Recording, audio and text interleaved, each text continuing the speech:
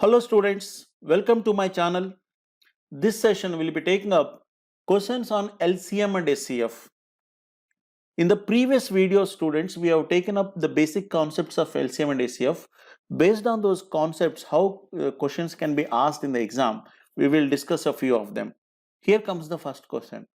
LCM of two numbers is 144 and SCF is 24. If one of the numbers is 64, find the other number.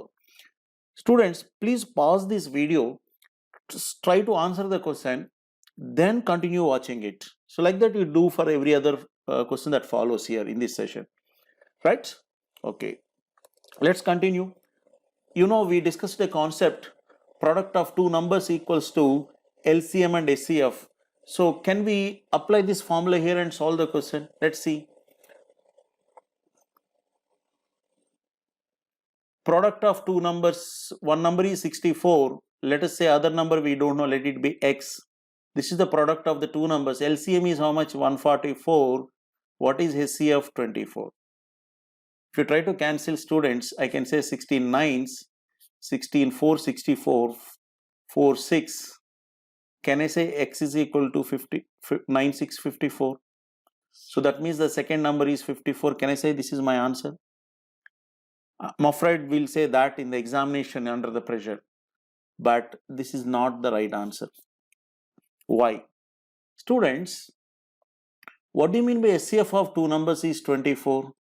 24 is the highest number that divides the given numbers. Yes or no? Factor means the one which divides the given numbers. Tell me, this 24, is it a factor of 64? If 24, will it divide 64? No, 24 2 is 48, 24 3 72. 24 will not divide 64. If it is not going to divide 64, how can you say that it's a factor? And we are not just saying it's a factor, we are saying it's the highest common factor. So this is wrong, no? That means the data given in the question is not consistent. It is not consistent with the basic definitions of LCM and SCF. Hence, there will be, see, when you are writing a multiple choice exam, there will be an option, there will be an option like 54, there will be an option like data inconsistent. So which is the most appropriate answer for this question? Data inconsistent. That is the right answer, not 54. So this is a common mistake that happens. Just because we know a formula, we just try to apply the formula blindly and solve the problem. That's what is this aptitude exam is all about, right? So need to be alert with the data given in the question, and similarly you also need to look at options carefully and answer the question, right? Okay, let's take one more example. Three people started running around a park from the same point simultaneously. If the perimeter of the park is 1200 meters and their speeds are 5 meters per second, 6 meters per second and 4 meters per second, when will they meet again at the starting point? Right?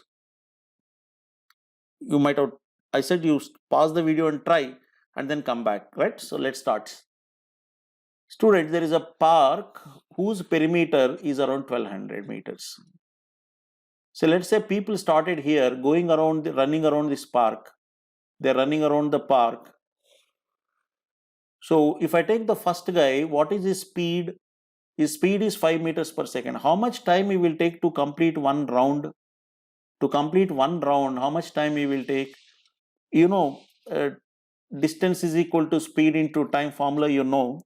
Our time is nothing but distance by speed. You all know. What is the distance? The distance is nothing but the perimeter of the park. How much it is? 1200 meters. By speed, what is the speed of the first guy? 5. So 1200 by 5, it is 240 seconds he will take. What about the second guy?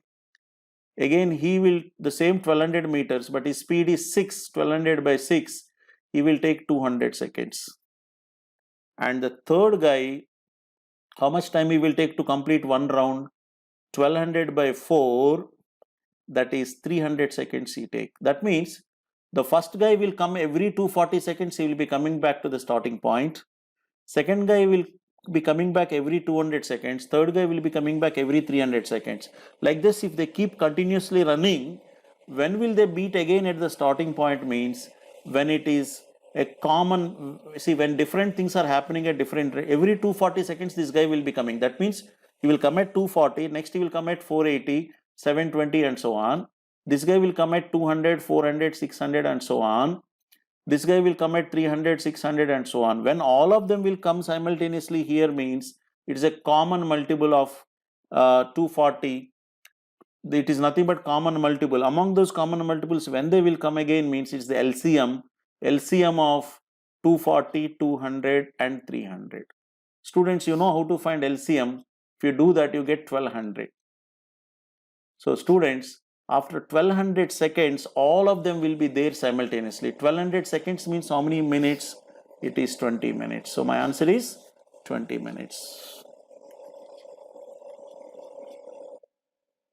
Right? So this is how the application part of LCM you will be used in the questions in the exam. Right? Let's go to the next one.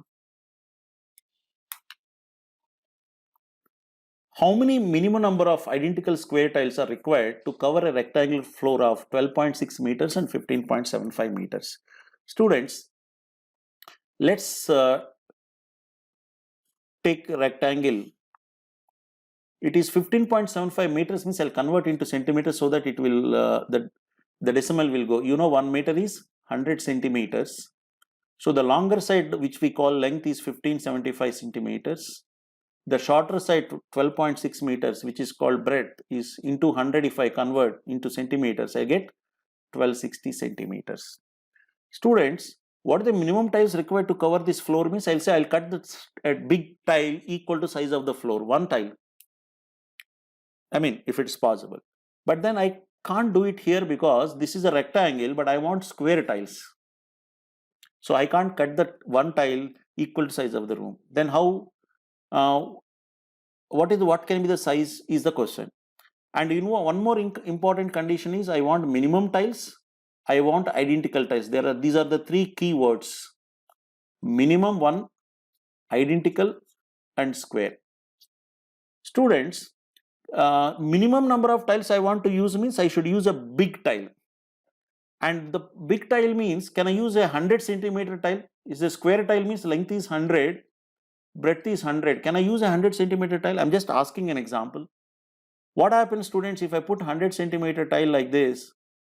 15 tiles when I put, it will be 1500 centimeters. One tile is 100 centimeters. 15 tiles will cover 1500 centimeters. But I have 1575 centimeters means 75 centimeters gap will be there. So I can't fill with 75. If I fill with 75 centimeter tile, then all tiles are not identical. So I can't use 100 centimeter tile. What was the problem I'm encountering here? The problem I'm encountering here is, students, 1575 when I divide by 100, 100 15 is 1500, the remainder is 75. So I want all tiles should be equal size means I should not have any remainder. The number that I choose here should divide this 1575 exactly. Similarly, the other side also. If I put 12 rows, 1200 centimeters will cover, 60 centimeters gap will be there. What is that 60 centimeters? 1260 divided by 100, 60 is the remainder. So there should not be any different size or different, there should not be any gap means the size that you select cannot be 100. The size that you select should be a common factor of 1575 and 1260. That is the number that divides both of them. And not just any number, I want the highest number because I want minimum tiles. So what is the highest number that divides these two means I have to find HCF. HCF is the highest number that divides the two given numbers. You know that. 1261. How do you find HCF? Long division method. Divide the larger number with smaller number. You get how much? 15. 315. With this you divide 1260. 315 force 1260. Remainder 0 means 315 is the largest size I can keep. If I keep 315 by 315 tile, you can see here, students, 315 5 is 1575. 5 tiles I can put in one row. 315 force 1260 means like that I can put 4 rows, right? 315 if you put 5 rows, it will be 5 tiles in one row, it will cover the length. Like this, if I put 4 rows, 315 force 1260 it will cover. Yes or no? 5 tiles in one row and 4 rows means total how many tiles? 20 tiles. Or I can say like this. So now the number of tiles is nothing but area of the place. What is the area of the place? 1575 into 1260. by area of the tile. What is the tile size? You said 315, 315 into 315, because it's a square side into side. You can see 315 5s, 315 4s, 5 4s 20 tiles is my answer, right? So here the question here is, the size of the tile you use should be a common factor of the two numbers, and not just a common factor, highest common factor. Then you use the biggest possible tile, and then you can have the minimum tiles. So this is a question of application of concept of HCF, right, students? Let's go to the one more question.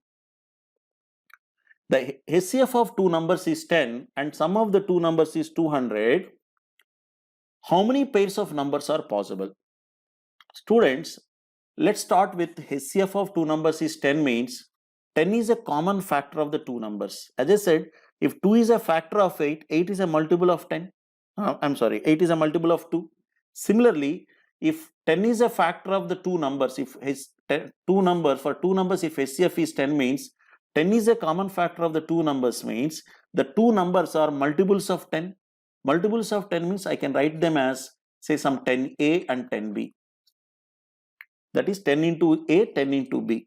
But please remember, students, when you write them as 10 into a and 10 into b, this a and b should not have anything common further.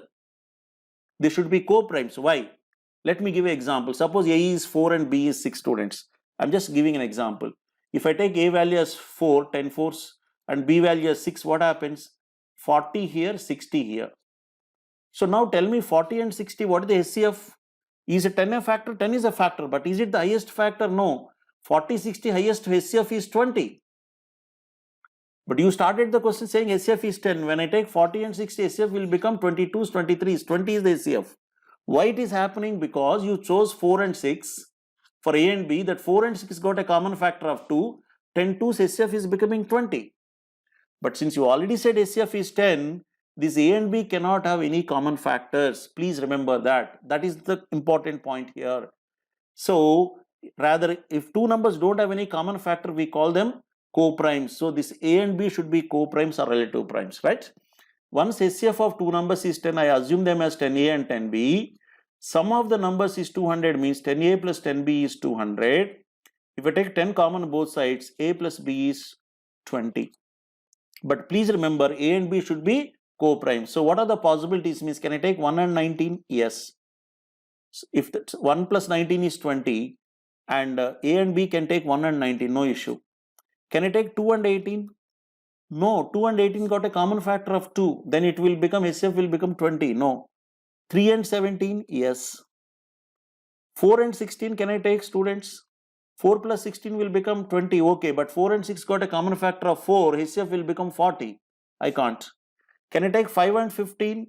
No. Why? 5 and 15 got a common factor of 5. I can't. Can I take 6 and 14? 6 plus 14 is 20, but they have got a common factor of 2. I can't. So now tell me 7 and 13. Yes. 8 and 12.